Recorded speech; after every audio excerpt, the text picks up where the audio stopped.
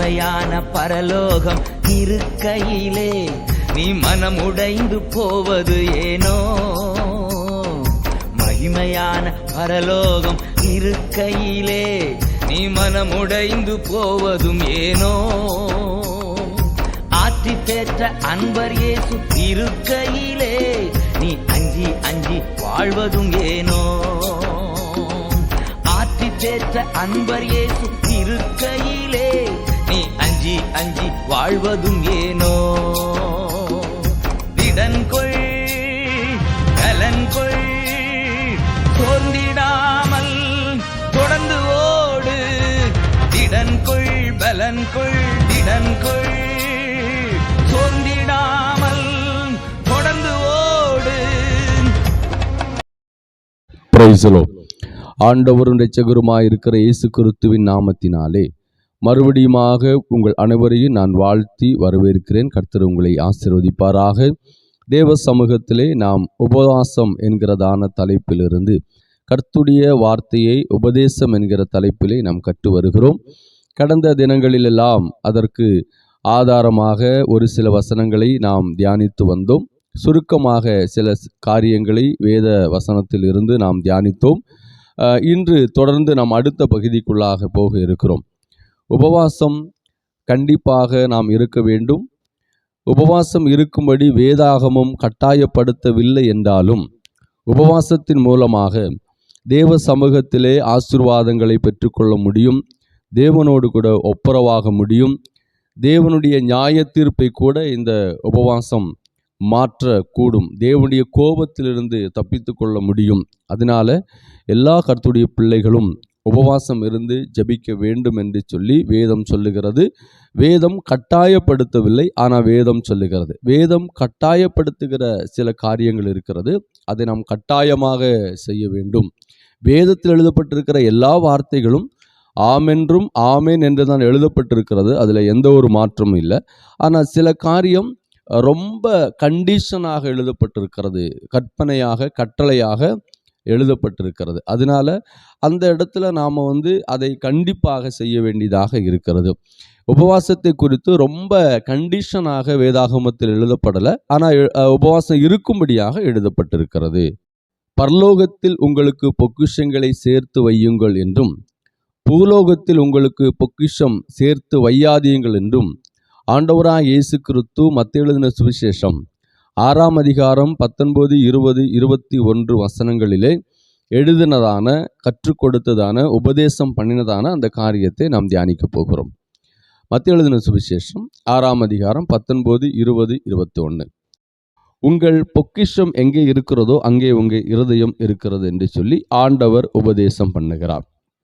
இந்த இடத்துல ஆண்டவர் பூமியிலே பொக்கிஷங்களை சேர்த்து வைக்க வேண்டாம் என்று சொல்லுகிறார். பொக்கிஷம் என்று சொல்லும்போது நாம் சம்பாதிக்கிற சம்பாத்தியங்கள், நம்முடைய சொத்து, நலம், காரு, அதுபோல் பேங்க் பேலன்ஸ், நிறைய காரியங்கள், நகைகள், இதெல்லாம் நீங்கள் சேர்த்து வைக்க வேண்டாம் என்று அங்கே சொல்லப்படலை.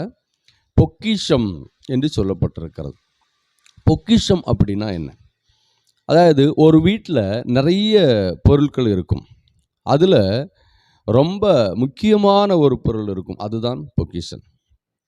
பொதுவாக சில நபர்கள் சில காரியத்தை, சில பொருளை ரொம்ப கண்ணும் கருத்துமாக அதை பார்ப்பாங்க, அதை விரும்புவாங்க, அதை பராமரிப்பாங்க.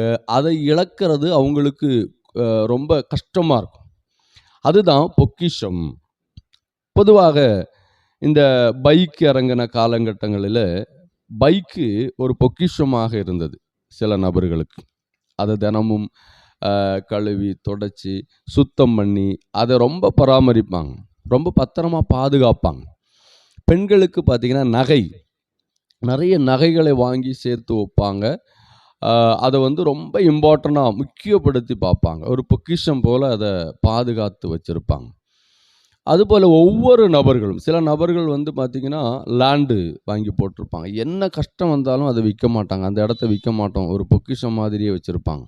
தான் உயிர் போனாலுமே அதை விற்கிறதுக்கு அவங்க ரெடி ஆக மாட்டாங்க. அப்படி பல காரியங்கள். சில நபர்கள் பிள்ளைங்களை பொக்கிஷமாக வச்சுருப்பாங்க, சில நபர்கள் மனைவியை பொக்கிஷமாக வச்சுருப்பாங்க, சில நபர்கள் தன்னுடைய கணவரை பொக்கிஷமாக வச்சுருப்பாங்க, சிலர் பெற்றோரை பொக்கிஷமாக வச்சுருப்பாங்க, சில நபர்கள் நண்பர்களை பொக்கிஷமாக வச்சுருப்பாங்க, சில ஆட்கள் விளையாட்டை பொக்கிஷமாக, அதுதான் அவங்களுக்கு பெருசு. அதாவது எது அவங்களுடைய வாழ்க்கையில் பெருசாக இருக்கிறதோ அதுதான் பொக்கிஷம்.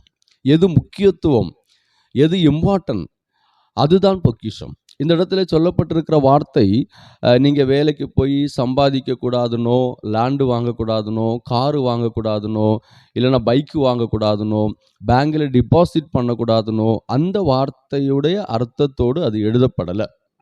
இதில் எழுதப்பட்டிருக்கிறது, அது பொக்கிஷமாக மாறிவிடக்கூடாது. பணம் இருக்குன்னா பணத்தின் மேலே உங்களுக்கு முழு கவனமும் பெயரக்கூடாது. அதாவது தேவனை விட்டுட்டு பணத்தை தேட பெயரக்கூடாது. அதுபோல் உறவுகள், எவ்வளவு பெரிய உறவுகள் இருந்தாலுமே தேவனை விட்டுட்டு நாம் அங்கே போகவே கூடாது. அது 1000 காரணங்கள் நீங்கள் சொன்னாலும் தேவனால் அதை அங்கீகரிக்க முடியாது. ஒரு ஆராதனையை நீங்கள் அலட்சியம் பண்ணுறீங்க அப்படின்னா, ஒரு ஜெபத்தை அலட்சியம் பண்ணுறீங்க அப்படின்னா, அதில் அந்த ஜெபத்தை விட, அந்த ஆராதனையை விட, அந்த உபவாச கூட்டத்தை விட, அந்த தேவ சமூகத்தை விட ஏதோ ஒன்று உங்களுக்கு பெருசாக இருக்கிறது. அதுதான் பொக்கிஷம். அதை நாம் தேவனுக்காக வைராக்கியம் பாராட்டணும் அப்படின்னு ஆண்டவர் சொல்லுகிறார். பூமியில் உங்களுக்கு நீங்கள் பொக்கிஷங்களை சேர்த்து வைக்க வேண்டாம். பூமியில் இருக்கிறதெல்லாம் அழிந்து போகக்கூடியது. வேதம் சொல்லுகிறது, அது திருடப்படும், அது துரும்பிடிச்சு போயிடும், அது அழிஞ்சு போயிடும், அது ஒன்றும் நிரந்தரமானதல்ல. இப்போ நீங்கள் எத்தனை கோடிகள் பணம் வச்சுருந்தாலும் அது நிரந்தரம் அல்ல. நீங்கள் எவ்வளவு லேண்டு வச்சுருந்தாலும் அது அது அது நிரந்தரம் அல்ல. அது எத்தனை நாள் நம்மக்கிட்ட இருக்கும்னு சொல்லவே முடியாது. என்ன வேணாலும் நம்முடைய வாழ்க்கையில் சம்பவிக்கலாம். ஒரு ஆக்சிடெண்ட், ஒரு மரணம், ஒரு வியாதி, இதெல்லாம் வரும்போது இதெல்லாம் அழிஞ்சிரும். அப்போது அதுக்காக அது சம்பாதிக்க கூடாதுன்றல்ல, அதை நீங்கள் முக்கியப்படுத்தாதீர்கள். பாருங்க, ஆபிரகாம் தன்னுடைய பொக்கிஷமாக இருக்கிற குழந்தையை தேவனுக்காக பலியிடுகிறான். ஏன் ஆண்டவர் ஆபிரகாமை தன்னுடைய குழந்தையை பலியிடும்படி கேட்டுக்கொண்டார்? ஆதியாகமம் 22ஆம் அதிகாரம் பாருங்க, 1-2 வசனம். அந்த காரியங்கள் நடந்த பின்பு தேவன் ஆபிரகாமை சோதித்தார். எப்படி எனில், அவர் அவனை நோக்கி ஆபிரகாமை என்றார். அவன் இதோ அடியேன் என்றான். அப்பொழுது அவர், உன் புத்திரனும் உன் ஏகசுதனும் உன் நேசகுமாரனுமாகிய ஈசாக்கை நீ இப்பொழுது அழைத்து கொண்டு மோரியா தேசத்துக்கு போய் அங்கே நான் உனக்கு குறிக்கும் மலைகள் ஒன்றின் மேல் அவனை தகன பலியாக பலியிடு என்றார். அப்போ இந்த இடத்துல ஆபிரகாமுக்கு ஒரு பொக்கிஷமாக மாறினது ஈசாக்கு. இதுக்கு முன்னாடி பாருங்க, ஆபிரகாம் முழுக்க யாரை பொக்கிஷனாக வச்சிருந்தான் அப்படின்னா, ஆண்டவரை பொக்கிஷமாக இந்த ஆபிரகாம் வச்சிருந்தார். எதுக்காகவும் ஆண்டவரை இழக்க மாட்டார். ஆண்டவர் தான் முக்கியம். இப்போது குழந்தை பிறந்த உடனே, தன் குமாரன் வந்த உடனே இவருடைய அந்த குணாதிசயங்களிலே மாற்றம். ஆண்டவர் சொல்றாரு, இந்த காரியம் நடந்த பின்பு தேவன் ஆபிரகாமை சோதித்தார். எப்படி சோதிச்சார் தெரியுமா? அப்பொழுது அவர், உன் புத்திரனும் உன் ஏகசுதனும் உன் நேசகுமாரனுமாகிய ஈசாக்கு, உன் புத்திரனும் உன் ஏகசுதனும் உன் நேசகுமாரனுமாகிய ஈசாக்கு. அதோடைய பொருள் பாருங்களேன், 3 காரியத்தை ஆண்டவர் சொல்றார். உன்னுடைய புத்திரன், உன்னுடைய ஏகசுதன், உன்னுடைய நேசகுமாரன். அப்போ இந்த இடத்துல இருந்து நாம் புரிந்து கொள்ளக்கூடியது என்ன அப்படின்னா, முன்னாடி ஆபிரகாம் கடவுளை அதிகமாக நேசித்தார். இப்போது ஈசாக்கு வந்த பிற்பாடு நேசிக்கலை அப்படின்னு சொல்ல முடியாது, கடவுளை தேடலை, இல்லைன்னா கடவுளை விட்டு பின்வாங்கி போயிட்டாருன்னு நம்ம சொல்ல முடியாது. கொஞ்சம் மாற்றங்கள், கொஞ்சம் தடுமாற்றங்கள்.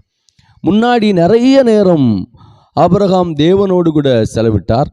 அவருடைய இருதயங்கள் முழுவதும் தேவனையே சார்ந்து இருந்தது. அதிகமாய் தேவனோடு பேசவும் பழகவும் உறவு கொள்ளவும் நேரங்களை செலவழித்து வந்தார். இப்போது நேசகுமாரன் வந்த உடனே, ஏகபுத்திரன் வந்த உடனே அதில் ஒரு சின்ன ஒரு குறைபாடு உருவாகி இருக்கலாம். அதில் குறைபாடு இருந்ததாக எழுதப்படலை. அப்படி ஒரு சிச்சுவேஷன் ஒருவேளை அங்கே வந்திருக்கலாம். அப்போதுதான் ஆண்டவர் சொல்றாரு, நீ அவனை எனக்காக பலி செலுத்து. ஏன்னா இன்னைக்கு பாருங்களேன், ஆண்டவரை விட்டுட்டு, ஆண்டவருடைய காரியங்களை விட்டுட்டு நீங்க எதை செய்தாலும் அதுதான் உங்களுடைய பொக்கிஷன். நீங்க வேலைக்கு இம்பார்ட்டன்ட் கொடுக்குறீங்களா? நீங்க ஃபங்க்ஷன் காரியங்களுக்கு இம்பார்ட்டன்ட் கொடுக்குறீங்களா? நீங்க தேவனை விட்டு தேவனுடைய காரியங்களை அலட்சியம் பண்ணி, தேவனுடைய ஆராதனைகளை அலட்சியம் பண்ணி செய்கிற எல்லா காரியமும் எப்படி பொருள்படுகிறது அப்படின்னா, தேவன் அதை எப்படி பார்க்கிறார் என்று சொன்னால் அதுதான் உங்களுடைய பொக்கிஷமாக இருக்கிறது, இல்லைங்களா? அந்த பொக்கிஷத்தை தேவன் வெறுக்கிறார். தேவன் என்ன விரும்புகிறார்? உங்க இருதயத்தின் நினைவுகள் தேவனை சார்ந்து இருக்கணும். நீங்க இடதுபுறமும் வலதுபுறமும் தேவனை விட்டு சாயக்கூடாது. உங்க இருதயம் தேவனை சார்ந்து இருக்கிறதாகவே இருக்கணும். பேருக்கு ஆராதனை பண்ணி, பேருக்கு தேவ சமூகத்தில் வந்து, பேருக்கு ஒரு கிறிஸ்தவ வாழ்க்கை வாழ்கிறத தேவன் விரும்பல. அதனால தான் இந்த இடத்துல தெளிவாக ஆண்டவர் காரியத்தை சொல்றார். உங்களுக்கு பொக்கிஷம் 21 பாருங்க, உங்கள் பொக்கிஷம் எங்கே இருக்கிறதோ அங்கே உங்கள் இருதயம். நீங்க எதுக்கு முக்கியத்துவம் கொடுக்கிறீங்களோ அதை தான் நீங்க பின்பற்றுறீங்க. அதனாலதான் ஆண்டவர் சொல்லுகிறார், உங்களுடைய இருதயம் பரலோகத்தை சார்ந்து இருக்கட்டும். தேவனுக்கு முக்கியத்துவம் கொடுங்க, தேவனுடைய காரியங்களுக்கு முக்கியத்துவம் கொடுங்க, தேவனோடு கூட நேரங்களை செலவிட முயற்சி பண்ணுங்க. தேவனுக்கு கொடுக்கிற நேரங்களை, நாட்களை, நிமிடங்களை தயவு செய்து வஞ்சியாதீங்கள். இது தேவனுக்கு விரோதமான பாவம். இந்த உபதேசத்தின் மூலமாக தேவன் அதை கற்றுத்தர விரும்புகிறார். மாரநாதா, சீக்கிரம் வாரும் ஆண்டவரே. கர்த்தர் உங்களை அதிகமாய் ஆசீர்வதிப்பாராக. ஆமென்.